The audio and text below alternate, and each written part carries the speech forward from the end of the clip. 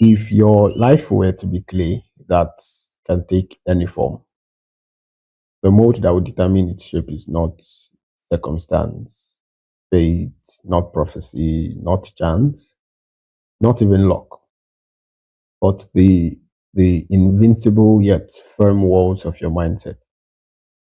The primary reason two people can go through the same situations over the same period of time, one person feels grateful for the lessons despite the extreme difficulty or pain they endured, while the other person feels resentment against everything and everyone around them, lies in their mindset. Now hold on to that thought. I will differentiate between your brain, your mind, and your mindset before I proceed so that we'll be on the same page. Meanwhile, this is the maiden episode of the Mindset Programming Masterclass. It is 100% psychology based content series I created to rewire thought processes, thought patterns, and improve behavior from the inside out, helping individuals and teams become their best selves. In a nutshell, I intend to help you master your mindset to master your life. Back to our discussion. There is a subtle difference between your brain, your mind, and your mindset. I'll explain so that you don't confuse them. Though very related, they refer to different aspects of your mental domain. Firstly, your brain is the hardware. Your brain is the physical, biological organ that is enclosed in your skull. It is composed of neurons and tissues and is responsible for essential bodily functions as well as processing sensory information. So, your brain is tangible. It can be seen, it can be touched, it can be studied using scientific tools. Secondly, your mind, which I will call the software. Your mind is the intangible, abstract collection of conscious, preconscious, subconscious, and unconscious mental processes that all emerge from your brain's activity. Your mind is the seat of your thoughts, reasoning, emotions, perceptions, memory, imaginations, consciousness, and sense of self. For simplicity, let's describe the mind as the software running on the brain's hardware. So your brain provides the mechanism and your mind provides the subjective experience. The third element here is your mindset, which we would describe as the mode or the filter. Now, this is the most interesting part to me, the mindset. Your mindset is made up of a specific set of beliefs and assumptions that shape how you interpret situations and make sense of the world. It is a component or function of the mind. Remember the clay analogy I gave earlier. If your life were to be clay, your mindset is the mold that shapes it. I say this because your mindset functions as a filter or a lens through which you interpret your reality, which can heavily influence how you think, feel, and behave in any given situation. The reason I'm particularly focused on the mindset is that if there is any of the three aforementioned components that affects your life the most, it is your mindset. The good news here is that it is the same component, these same components, that you have the most control over. If only you know how to do what I call mindset programming, which is why I created MPM. What fascinated me the most when brainstorming and researching about this topic a few years back is how easy it is to alter your mindset with deliberate effort. Once you understand how the dynamic relationship it shares with your mind and brain works, you can alter, you can transform, you can reshape your mindset. Next, I'm going to walk you through the relationship between your brain, your mind, and your mindset. It pains me when someone tells me, I can't do this, I can't do that. And I perceive deep down that this is a mindset issue. For example, a little boy who has been convinced through initial difficulty and repeated failures that he is terrible at math would go on to become worse at solving mathematical problems until he got to the point that attempting basic math triggered a phobia. What he experienced went through three stages. The first one was a learning style mismatch. Traditional teaching didn't click. Teachers provided no visual, hands on, or any form of analogy based methods. And errors in classwork were met with flogging and no chance of retry. The second stage was math anxiety. So intense negative emotions interfered with math performance and reduced focus. This proceeded into the third one, which was critical foundational gaps. Missing basic building blocks like arithmetic rules made advanced math harder as an adult. Now, this little boy was me. It got so bad that I settled for an assertion that was born from my primary school days, that my brain is bad at comprehending maths. Today, when I look back at that, I realized that my brain wasn't incapable of comprehending or solving mathematics. My problem was that I had a pessimistic mindset towards the subject as a boy, which made me interpret my initial difficulty as a sign of inability. As soon as I convinced myself that I was unable to deal with math, it progressed to me believing that it was my brain's fault when it actually was my mindset, informed by unpleasant experiences that handicapped me. I I got to a point in my academic journey that I had to ace the subject or get stuck. I no longer had the option of avoiding it or just getting by with a D7.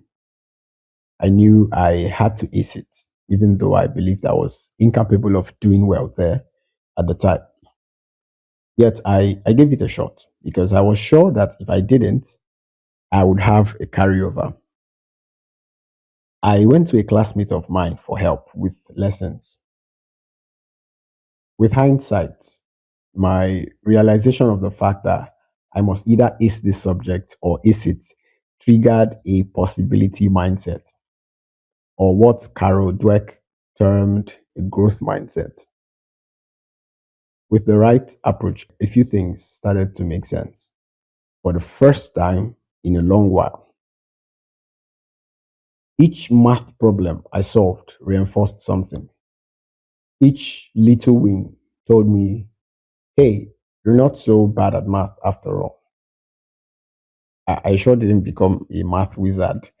I don't wish to become some any day. A part of me still has beef with math. So, but for that phase of my journey when math was compulsory, I did well and learned a remarkable lesson that more often than not, possibility is a mindset affair. My brain didn't change.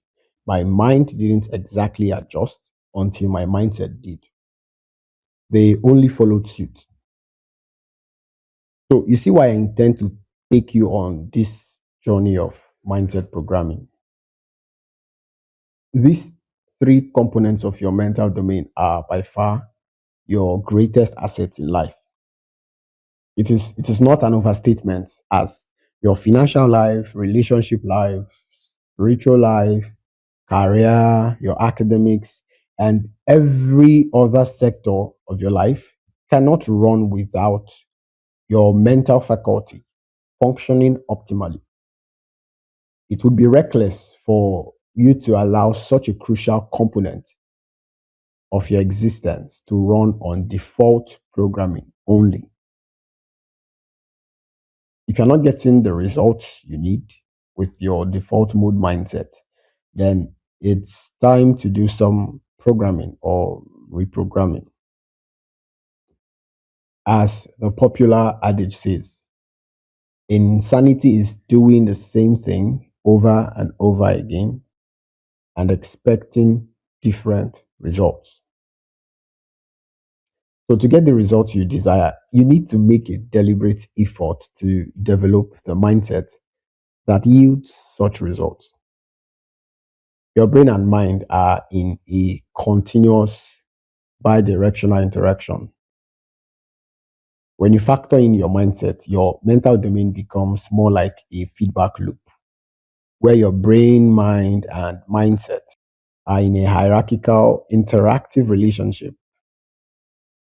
Initially, the brain activity, the physical brain activity, which are neurons firing, gives rise to the mental processes that form the mind. Next, the mind's ability to think and reason allows for the development and adoption of specific belief systems, which are mindsets. And your mindset can actively influence the activity, chemistry, physical structure, and even the function of your brain. The presence of these brain changes in turn affect your mental function and potential. For example, adopting a growth mindset and engaging in challenging activities can physically rewire your brain's neural connection, just as in my case with mathematics, leading to personal development. In a nutshell, the brain's hardware enables the mind's software to manifest a mindset. And the mindset can, in turn, influence the physical brain through neuroplasticity, literally rewiring it. And the loop goes on. Now, I want to let you know why our mind forms mindsets. Ultimately, mindsets are powerful mental tools that, while often operating subconsciously, can be understood and consciously reshaped through self reflection and intentional effort to better serve our goals and well being. Mindsets can also be called habits of the mind. Here are some primary reasons why our mind forms these mental habits or mindsets and their functions.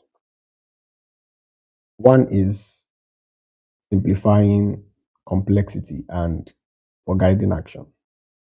You know, our minds form mindsets primarily to simplify and make sense of the complex world around us, acting as mental filters or shortcuts that shape our perceptions, our thoughts, and our behaviors.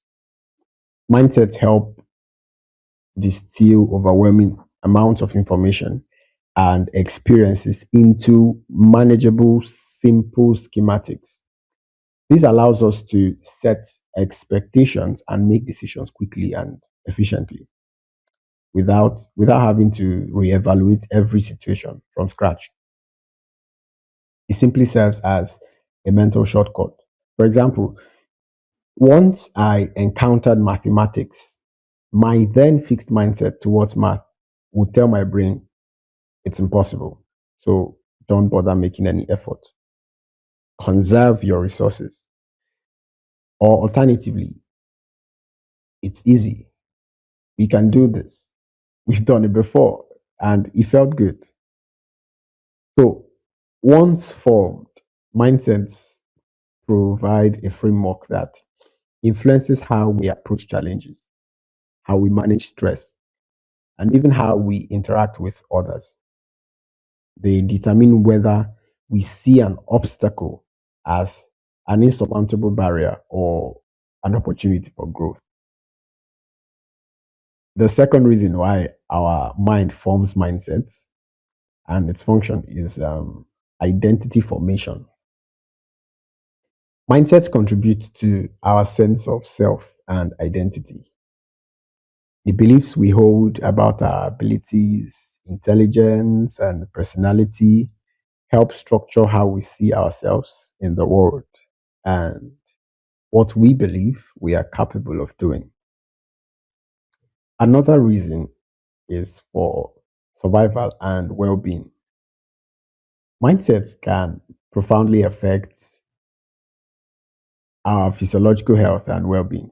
For example, believing that stress can be beneficial can lead to better health outcomes and performance during stressful periods. It's a phenomenon related to the placebo effect, more like a coping mechanism. Now, let me tell you how mindsets are formed. I would group them into four ways mindsets are formed. The first is lived experiences. Significant life events and the initial interpretations we make of them are primary drivers of mindset formation. Positive experiences with learning and effort can foster a growth mindset, while negative experiences can lead to a fixed mindset. Our individual interpretation of success and failure solidifies into core beliefs that shape our mental frameworks. The second way mindsets are formed are through borrowed experiences. Now, this refers to the beliefs, values, and stories you absorb from external sources, such as parents, friends, teachers, culture, or media, including the plethora of people you follow blindly online. These borrowed experiences are integrated into your subconscious thought patterns, often without critical reflection. Such unexamined beliefs shape your self perception and view of the world, effectively programming your automatic responses to situations based on other people's prior experiences and expectations rather than your own authentic values or reflections. We are exposed to this daily as we browse through people's opinions, just like you are consuming this piece of content. For better understanding, you can simply view this as adopting subjective experiences. We'll talk more about the types of experiences in another episode. Now, another way mindsets are formed is through environment and culture. Yes, the prevalent messages, social norms, values, and beliefs in our community or culture heavily influence our developing mindset. This is similar to borrowed experiences, but this time it is the broader available set of expectations, background rules, norms, belief systems that influence an entire group. Environment and culture provide the overall context and source material, while borrowed experiences are the intentional or unintentional adoption of specific beliefs and lessons pulled from within one or several environmental or cultural contexts.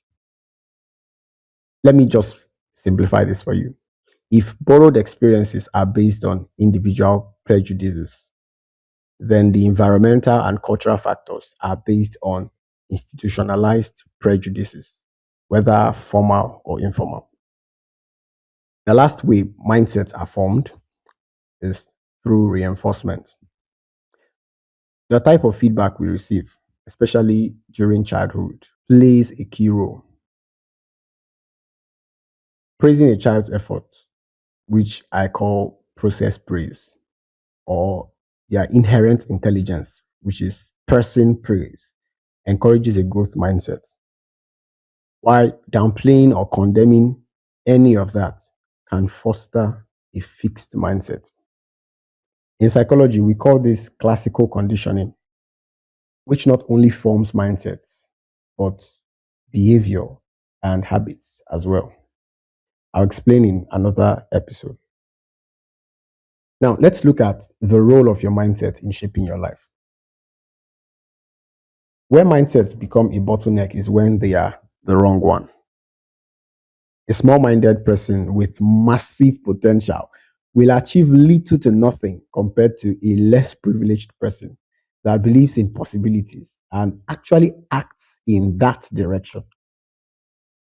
For balance sake, I'm not saying that anything and everything you imagine and believe in must materialize just because your mindset is tuned to it.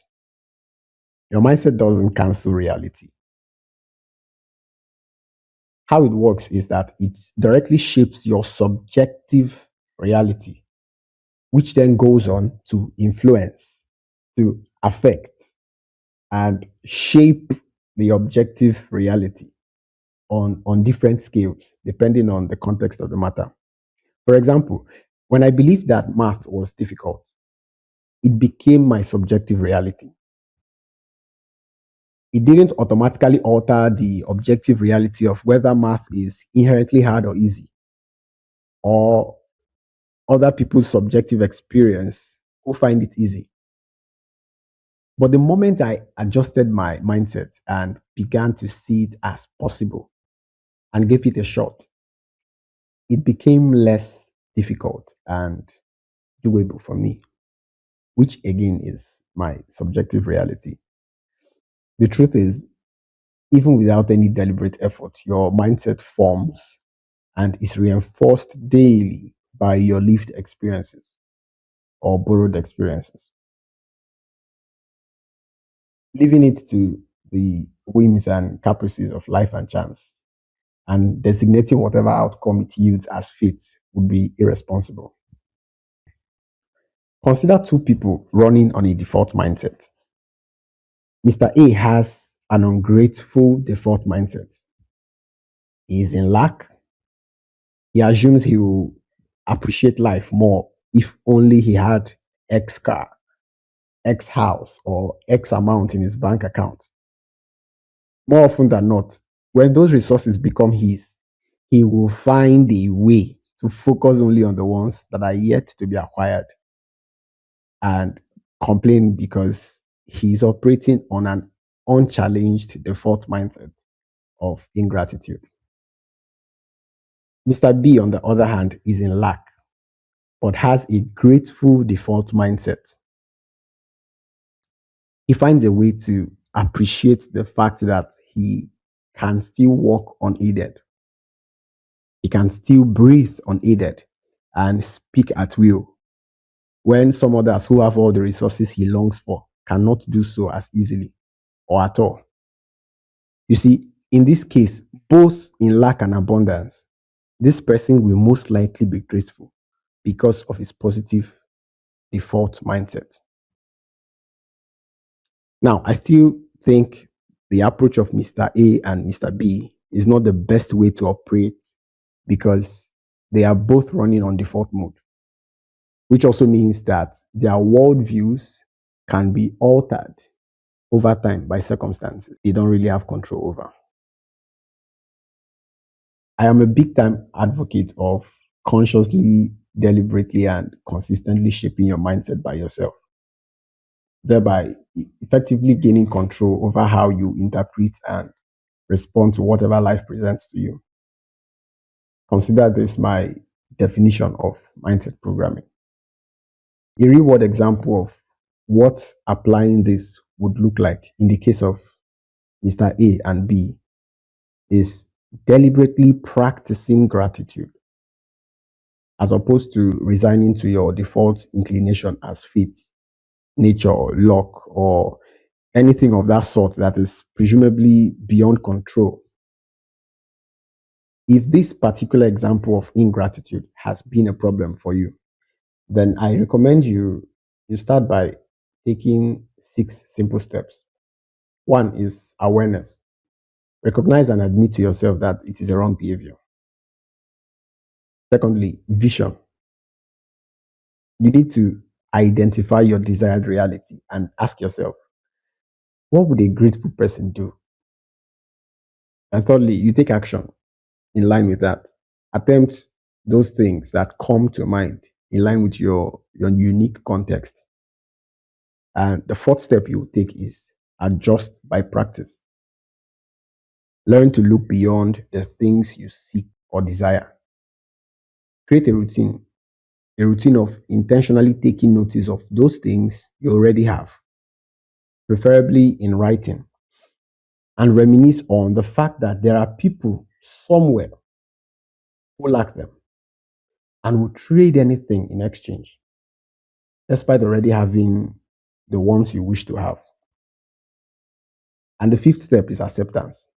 Make peace with the worst case scenarios while working towards and hoping for the best. And your final step to tackling this mindset of ingratitude is reinforcement. Recognize and enjoy your little wins. They may appear as simple or maybe even dumb rituals, but that is actually you programming your mind one grateful day after another. Even when you break a streak, you pick up the slack because every day you execute in line with your desired mindset, it is self reinforcing. This way, you'll be able to cultivate a mindset of appreciating the good in your life, the people around you, and life in general. Over time, this behavior stays true regardless of your situation or reality, in quotes. It becomes your subjective reality. You become a grateful person, no matter what the economic situation is saying. So, beyond gratitude, this mindset programming technique applies to many aspects of our daily, personal, and professional lives. Addiction management, productivity, loyalty, respect, courtesy, forgiveness, generosity, study habits, fitness, diet regulation, spending habits, just to name a few. So, in conclusion, I'll summarize all I've said so far in 3 ways you will always remember. One is that the size of your mindset is the size of your world. Full stop. Secondly, the color of your mindset is the color of your reality. If you wear a red tinted glass, no matter how green the landscape before you looks, or how blue the sky above you appears, all you will see will appear dark, likely black or a very dark red. This is not because anything changed in the objective reality, but the color of your mindset changed the color of your subjective reality. Lastly, the shape of your mindset is the shape of your life. If you want to improve a particular area, you don't change the variable first, which is your life. You change the mode, which in this case is your mindset. And the mode, in turn, holds your life in shape until you resemble it. Thank you very much for staying tuned until now. The Mindset Programming Masterclass is now available on any of your favorite podcast platforms. So watch out for more episodes as we continue this journey to master your life by programming and mastering your mindset. Your assignment from this episode is to identify one long held belief about something good that you are convinced you cannot do and challenge its origin, beginning your own journey of mindset programming.